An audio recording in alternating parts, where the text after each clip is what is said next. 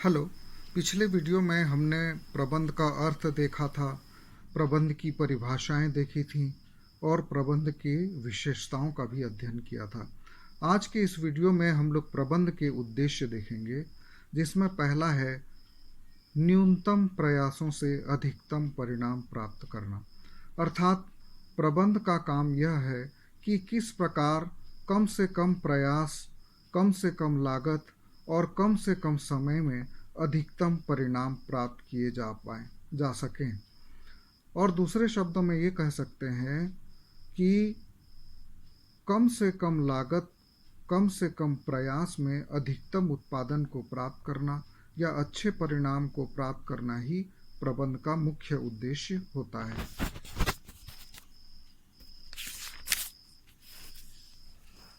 प्रबंध का दूसरा उद्देश्य होता है नियोक्ता और कर्मचारी का विकास करना। नियोक्ता और कर्मचारी दोनों समाज के अंग होते हैं, और यदि नियोक्ता का विकास होगा और कर्मचारी का विकास होगा तो इससे अपने आप समाज का विकास हो जाएगा।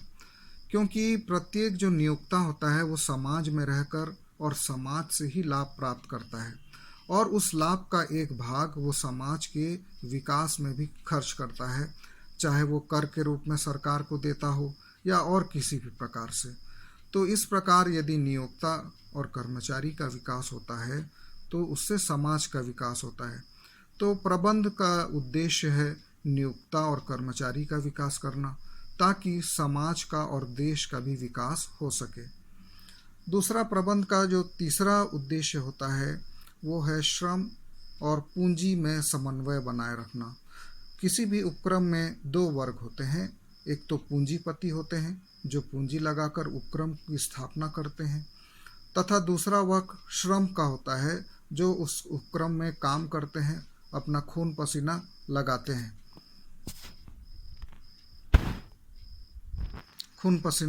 हैं। तो ये दोनों के बीच में अक्सर विवाद होता रहता है। एक पक्ष चाहता है कि वो ज़्यादा वेतन प्राप्त करे और कम काम करे, दूसरा पक्ष चाहता है कि वो कम वेतन दे और ज़्यादा काम कराए।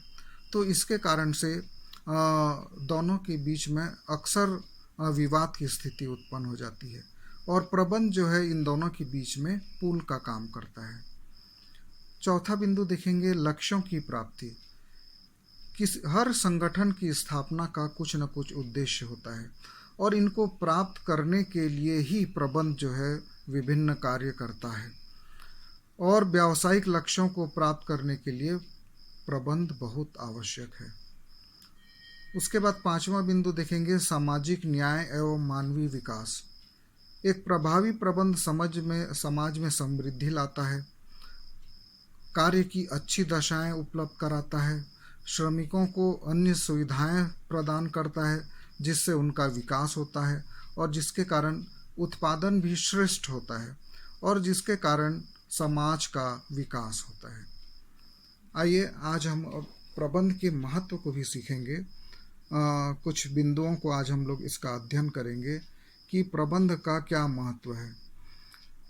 प्रबंध का जो महत्व है उसके जो ऊपर पहली लाइन है उससे ही स्पष्ट हो जाता है कि प्रबंध का एक व्यवसाय या उद्योग में वही महत्व है जो महत्व मनुष्य के शरीर में मस्तिष्क का होता है। आप खुद सोचिए, यदि हमारे मस्तिष्क यदि हमारा कमज़ोर हो जाए तो हमारा पूरा शरीर काम करना बंद कर देगा। और उसी प्रकार यदि प्रबंध व्यवसाय में नहीं है या कमज़ोर है तो पूरे व्यवसाय में नुकसान होने की पूरी संभावना रहेगी। और आजकल के क्षेत्र में तो और भी प्रबंध का महत्व बहुत बढ़ते जा रहा है।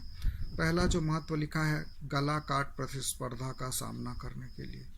गला काट प्रतिस्पर्धा का अर्थ होता है अपने हित के लिए दूसरों का नुकसान करना, या दूसरों का नुकसान होने पर भी अपना हित को ही चाहना। तो आज के ज़माने में क्योंकि प्रतियोगिता बहुत ज़्यादा बढ़ गई है, एक ही वस्तु के उत्पादन करता बहुत सारी कंपनियां हो गई हैं, तो सब इस गला काट प्रतिस्पर्धा में लगी रहती हैं कि कैसे हम अपना लाभ कमाएं, भले ही दूसरे का नुकसान हो जाए। तो ऐसी स्थिति से निपटने के लिए प्रबंध आवश्यक होता है। और प्रबंध के द्वारा ही हम ऐसी कठिनाइयों से निपट सकते हैं। जो दूसरा प्रबंध का महत्व है वो है लागत में कमी करने के लिए। जैसा कि मैंने आप लोगों को बताया, आज के युग में प्रतिस्पर्धा बहुत बढ़ गई है और वही उपक्रम लाभ कमा सकता है जो कम लागत में श्रेष्ठ वस्तु का उत्पादन करे और दूसरों से कम कीमत में अपनी वस्तु को बेचे। तो इसके लिए बहुत आवश्यक है कि लागत को कम किया जाए, और यदि लागत कम नहीं होगी तो वस्तु का मूल्य भी कम नहीं होगा। और चूंकि उसी वस्तु को उसी क्वालिटी की दूसरी कंपनियां कम मूल्य में बेचने को तैयार हैं, इसलिए ग्राहक जो है आपकी वस्तु को नहीं खरीदेगा। इसलिए लागत में कम करना एक प्रबंध का बहुत बड़ा उद्देश्य होता है, किसी भी उपक्रम का बहुत बड़ा उद्देश्य होता है, और कम करने के लिए प्रबंध जो है बहुत आवश्यक है। उसके बाद तीसरा जो है उत्पादन के साधनों का सदुपयोग करने के लिए। कक्षा 11वीं में भी आप लोगों ने पढ़ा होगा, उत्पादन के 5 साधन होते हैं: भूमि, पूंजी, श्रम, संगठन और साहस। इनका सदुपयोग करके ही हम लागत को कम कर सकते हैं और अपने व्यवसाय को सफल बना सकते हैं। तो इनको जो है सदुपयोग करने के लिए प्रबंध बहुत आवश्यक है। जैसे कि एक छोटा सा उदाहरण दे रहा हूँ कि किसी शाला में 10 शिक्षकों की आवश्यकता है और वहाँ यदि 15 शिक्षक रख लें तो 5 शिक्षकों को अतिरिक्त वेतन देना पड़ेगा बिना किसी उत्पादकता के। तो ये तो अनावश्यक खर्च हो जाएगा। तो प्रबंध इस बात को देखता है कि हमें कितने लोगों की आवश्यकता है और उतने ही लोगों की वो नियुक्ति करता है। उसके बाद देखेंगे बड़े उपक्रमों की जटिलता को दूर करने के लिए। आजकल बहुत बड़े बड़े उपक्रम स्थापित किए गए हैं जिनमें कई विभाग होते हैं: क्रय विभाग, विक्रय विभाग, उत्पादन विभाग, वित्त विभाग, परिवहन विभाग। ऐसे कई विभाग होते हैं और हजारों कर्मचारी काम होते हैं। और व्यापार न केवल राज्य स्तर पर परंतु राष्ट्रीय और अंतर्राष्ट्रीय स्तर पर होता है, जिससे उपक्रमों की जटिलता बहुत बढ़ जाती है। Steel Authority of India Limited SAIL की बात करूं तो यहाँ केवल 36,000 लोग कार्य करते हैं। तो निश्चित रूप से ये बड़ा संगठन है और इसकी प्रक्रियाएं भी बहुत जटिल हैं। तो इन जटिलताओं को दूर करने के लिए प्रबंध बहुत आवश्यक है। 5वां पॉइंट मैं नहीं समझाऊंगा क्योंकि तीसरे बिंदु में हम लोगों ने इसको समझ चुका है। उसके बाद जो 6वां बिंदु है वो है शोध और अनुसंधान के लिए।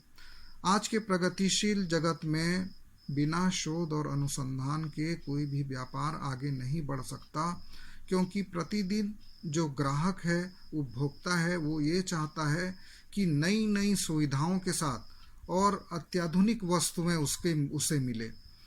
और जो इस प्रतियोगिता में टिकता है, बना रहता है, उसको अनुसंधान और शोध करना बहुत आवश्यक है। आप लोग जानते हैं नोकिया एक बहुत प्रसिद्ध कंपनी थी, लेकिन वो तकनीक के साथ अपने आप को आगे नहीं बढ़ा पाई, इसलिए पिछड़ गई। और सैमसंग ने चूंकि शोध किया, नए नए फीचर्स लेके आए, इसलिए वो कंपनी सफल हो गई। तो इसीलिए आजकल हर बड़े उपक्रम में एक शोध और अनुसंधान के लिए एक अलग से विभाग बनाया जाता है और ये कार्य प्रबंध द्वारा ही किया जाता है। और एक आखिरी बिंदु को हम लोग देखेंगे, पूर्व निर्धारित लक्ष्यों की प्राप्ति के लिए। कोई भी उद्योग हो या व्यापार, वो अपने कार्यक्रम को आगे बढ़ाने के लिए योजनाएं तैयार करता है और योजनाओं को पहले से ही निश्चित कर दिया जाता है। और लक्ष्यों की प्राप्ति करने के लिए प्रबंध की अत्यंत आवश्यकता होती है। प्रबंध के द्वारा ही योजनाएं बनाई जाती हैं और उसे कार्य रूप में परिणित किया जाता है। ओके।